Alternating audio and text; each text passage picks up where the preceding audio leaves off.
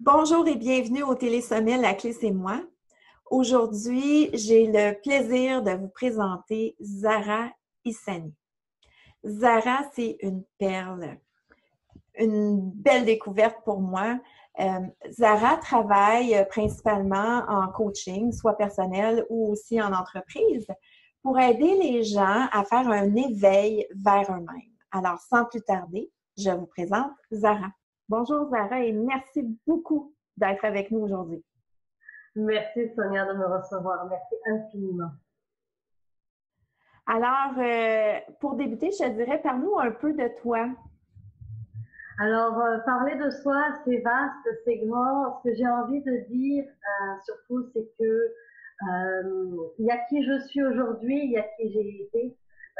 C'est toujours la somme de nos expériences, de notre histoire, qui fait qui on devient. On en a beaucoup parlé lorsqu'on s'est parlé au téléphone, Sonia et moi.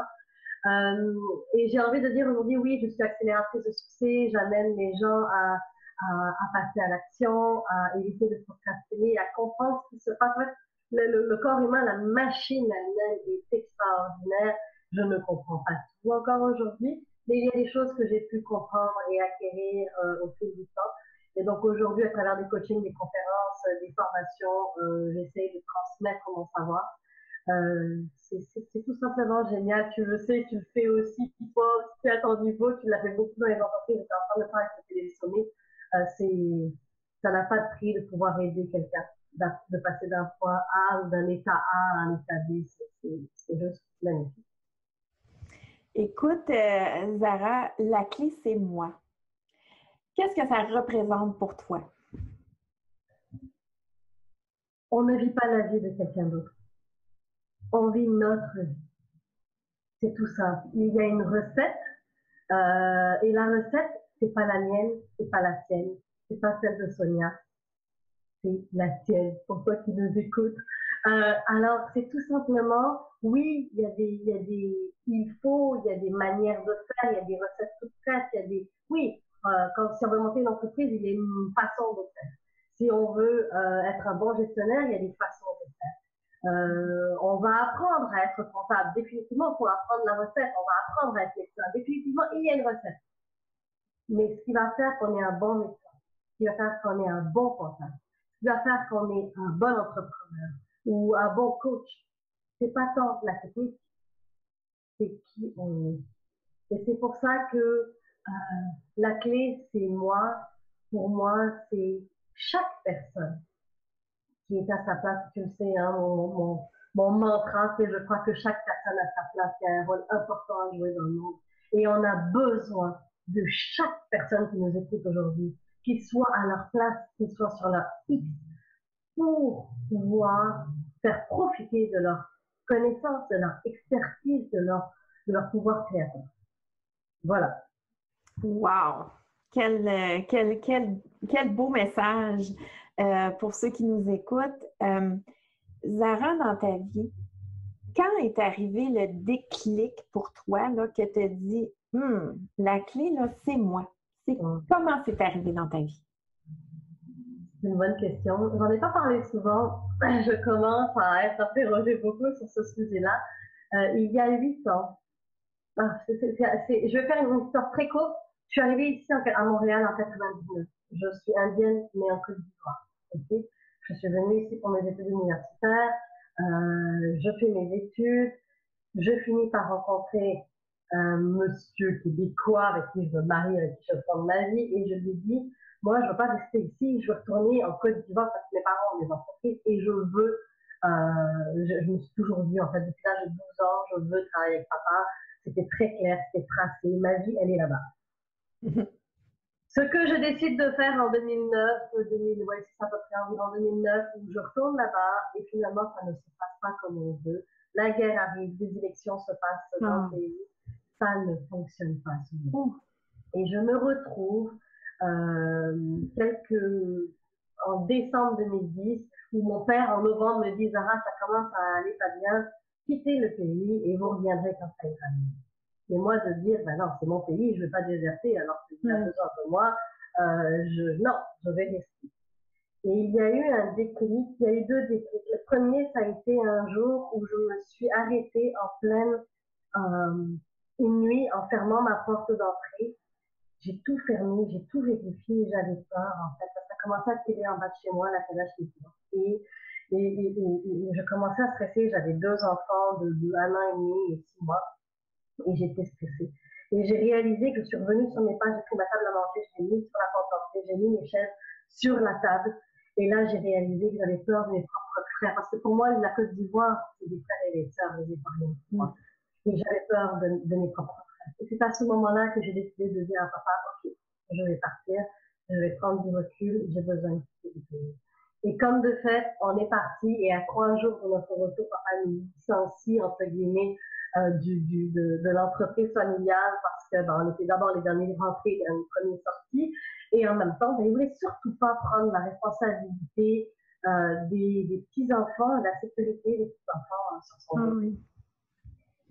Laisse-moi te dire, Sonia, je ne sais pas toi, mais quand tu as un rêve, là, que tout ton château de cartes est en train de s'effondrer du jour au lendemain, je ne savais plus qui j'étais, je ne savais plus où je devais aller, je ne savais plus rien.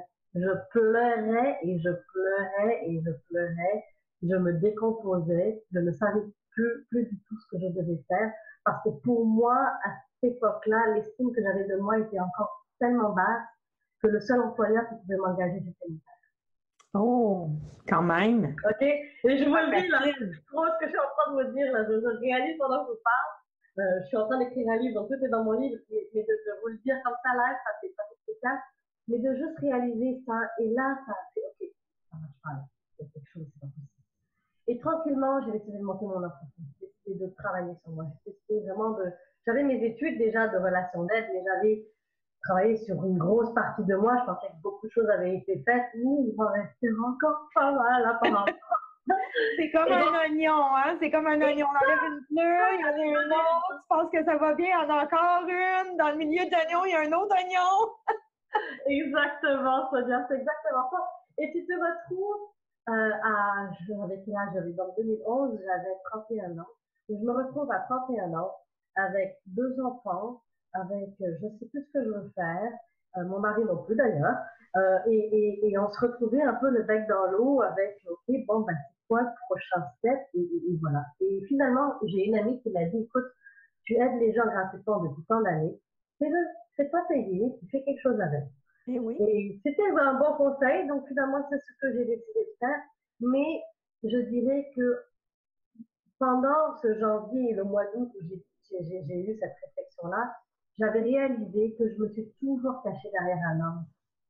Ah, intéressant. J'ai réalisé que comme je ne me sentais pas capable, c'était toujours mon mari, ou c'était papa, ou c'était quelqu'un d'autre, mais c'était toujours quelqu'un. Et là, j'ai dit non, ça suffit.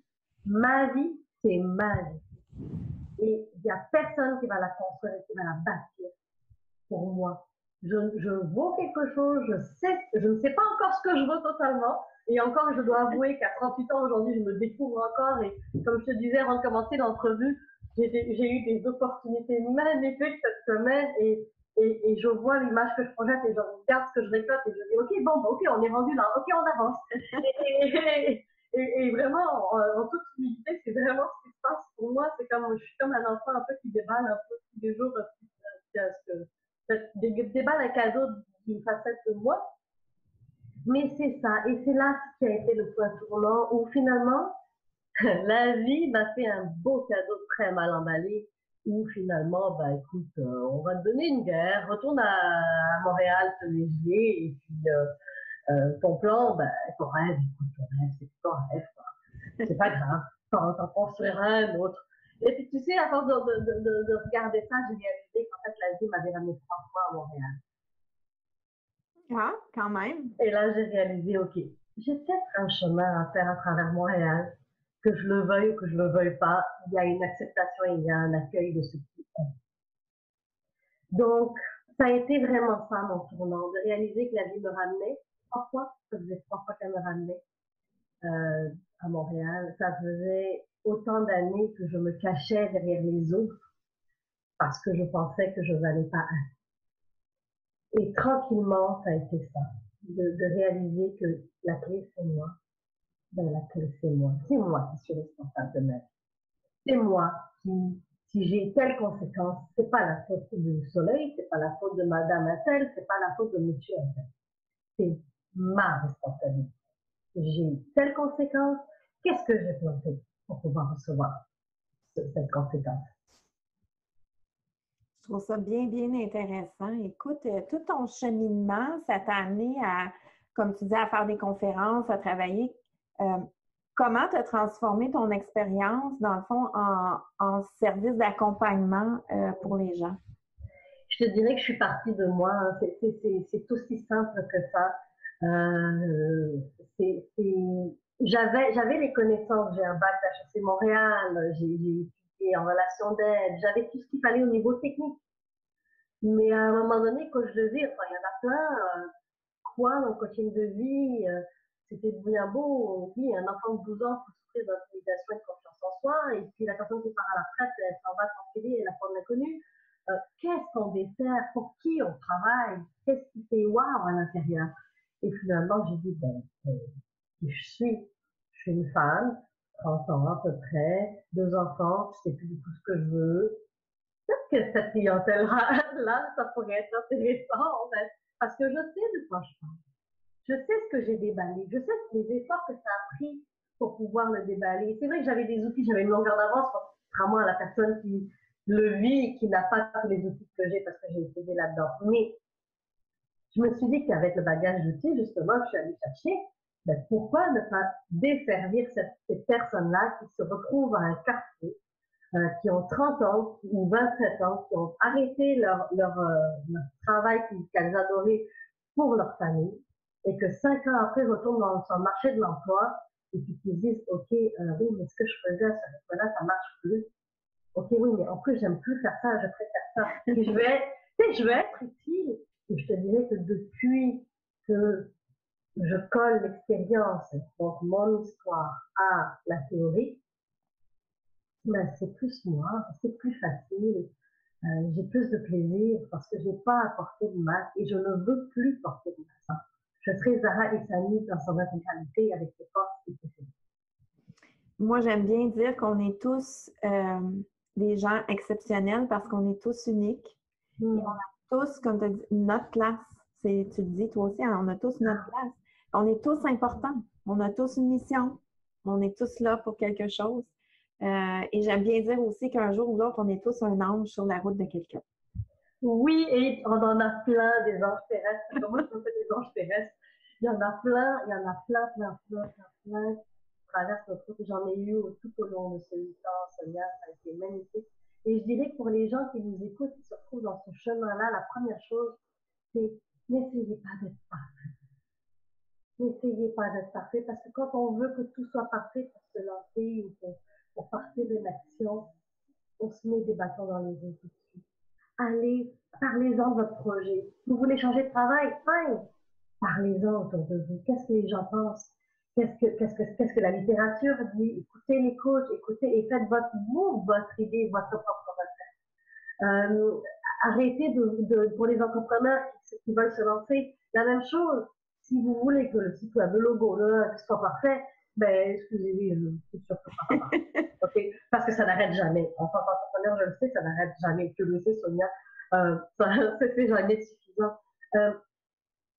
Il y a un temps aussi où il faut arrêter de vouloir faire et d'essayer d'être.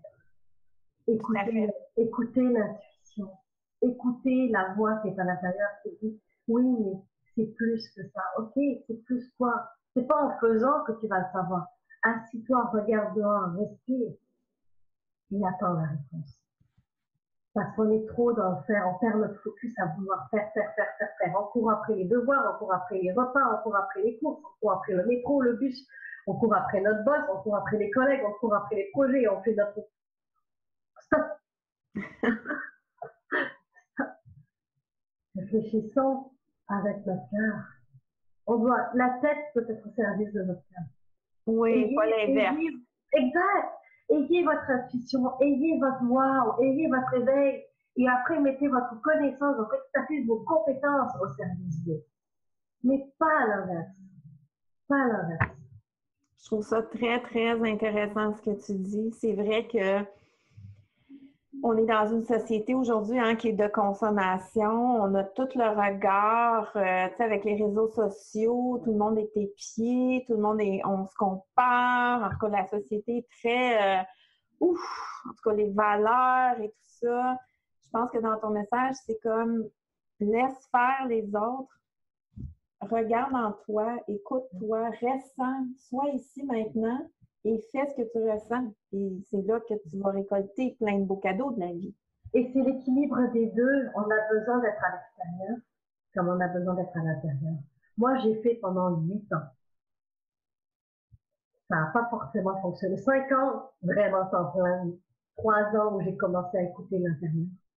Et aujourd'hui, je réalise que plus c'est en train de faire ça, plus j'ai envie de fuir dans une cabane quelque part, dans une forêt. C'est beau là, ce qui est là. Ça me fait triper. Mais wow, j'ai besoin d'un temps de recul. J'ai besoin de savoir ce que je vais dire. J'ai besoin de savoir comment je vais le dire. J'ai besoin d'être pour sentir ce qui est juste.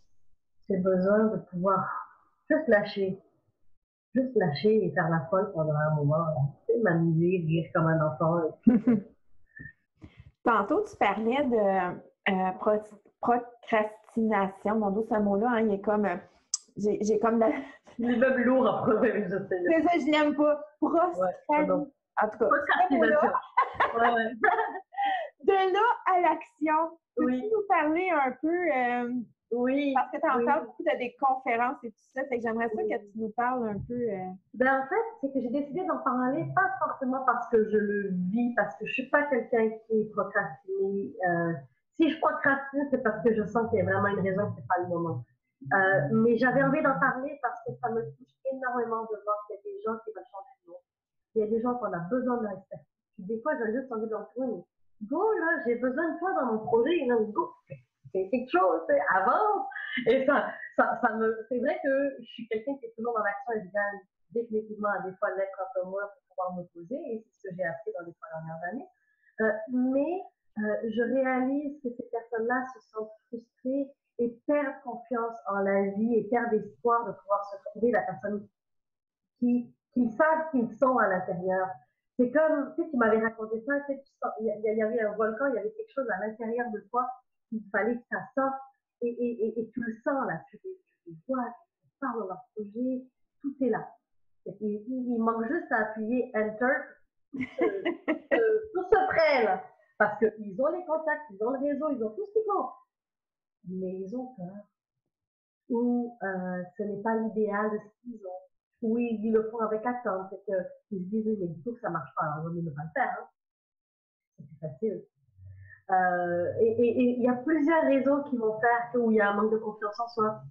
Il y a plusieurs raisons qui vont faire qu'ils ne vont pas procrastiner, mais qui vont procrastiner. Donc, la première chose que je disais, si vous êtes dans ce cas-là, c'est déjà d'en prendre conscience. Donc, ces moments-là de dire je procrastine, j'ai peur, je sais pas, oui, mais j'avance, je fais 3 un pas devant et 3 pas en reculons.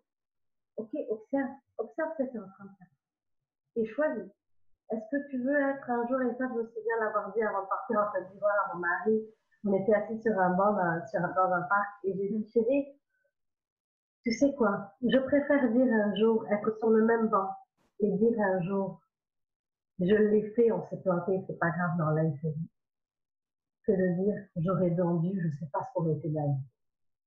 Exactement. Puis, est-ce que tu vois un lien, toi, entre le fait de procrastiner et de pas vraiment être soi-même? Y a-t-il un lien entre les deux? Est-ce que tu trouves que les gens qui sont moins eux-mêmes vont être portés à pas porter à l'action? De pas passer à l'action, pardon? Ou... C'est possible, ça peut avoir un lien définitivement si tu te connais pas, tu sais pas trop par où agir et par quoi commencer, ou tu vas te mettre à l'action mais ce sera pas juste et ça va pas marcher parce que c'est pas historique.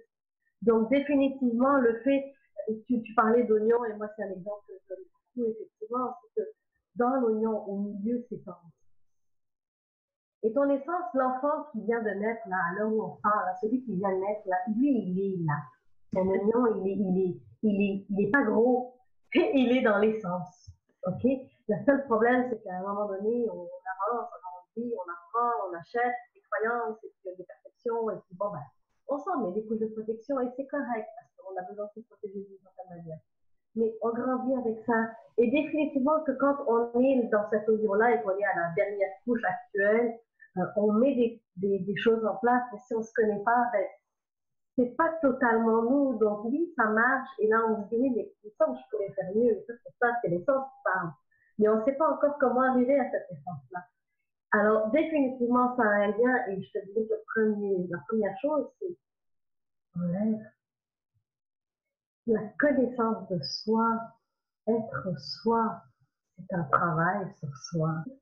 Parce qu'une fois que tu as ouvert la boîte de Pandore, tu as décidé de fouiller.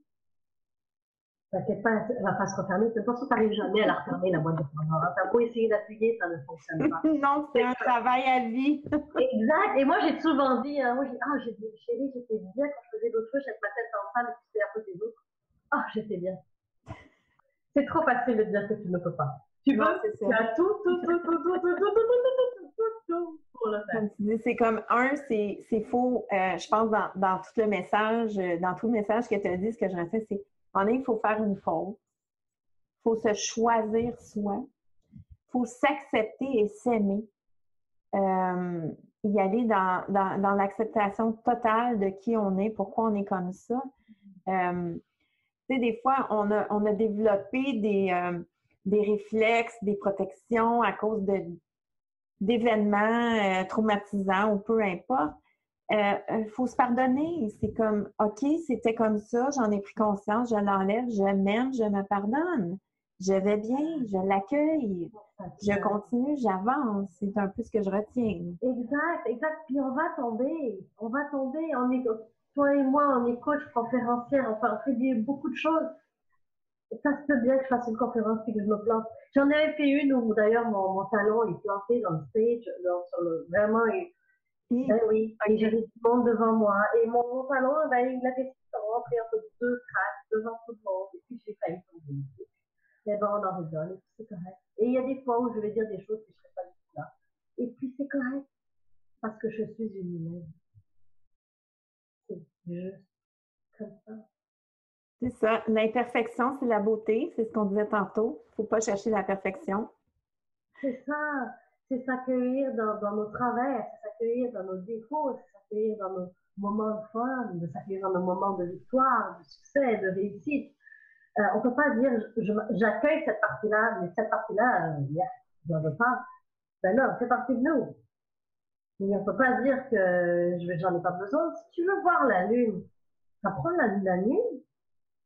On a besoin des deux. Il y a des moments où il faut qu'on soit là. Il y a des moments où il faut qu'on soit rapide. On a besoin d'être patient des fois. Puis on a besoin d'être impatient des fois. Si on a une voiture qui fonce sur nous, on a besoin d'être impatient là. Faut bouger de la route là. Il y a des moments, on n'arrête pas de taper sur, d'encenser un et de taper sur l'autre alors qu'on a besoin des deux pour vivre cette aventure. Très intéressant. Voilà. En terminant, Zara, toi, tu avais je pense, un beau cadeau pour nos auditeurs. Est-ce que tu veux nous en parler, nous dire comment... Oui, alors, vous allez sur mon site web, je suppose que tu vas mettre le lien. Oui. Je vais toujours vous le donner, mais c'est mon prénom, mon nom de famille, .com, donc zaraissani.com, et vous avez des e-books gratuits dessus. Il y en a un sur l'accélérateur de votre bien-être, il y en a un autre sur le travail, le sens dans le travail. Et je dirais, c'est les premiers pas de réflexion à travers toi. Et bien sûr, tu vas voir que c'est un travail qui commence par toi, que tu dois le décider. Est-ce que tu vas chercher ce cadeau-là ou pas? Parce que finalement, ça t'appartient. Où est-ce que tu en es rendu? Qu'est-ce que tu as besoin? Et ta décision t'appartient. Merci infiniment pour toute ta générosité aujourd'hui. Ça m'a vraiment fait plaisir de faire cette entrevue. Avec grand plaisir, Sonia. Vraiment. Merci encore. Merci à vous, chers participants du Télésommet. Alors, je vous invite à rester à l'affût parce que demain, je vais vous faire découvrir un autre expert. Merci et bonne journée.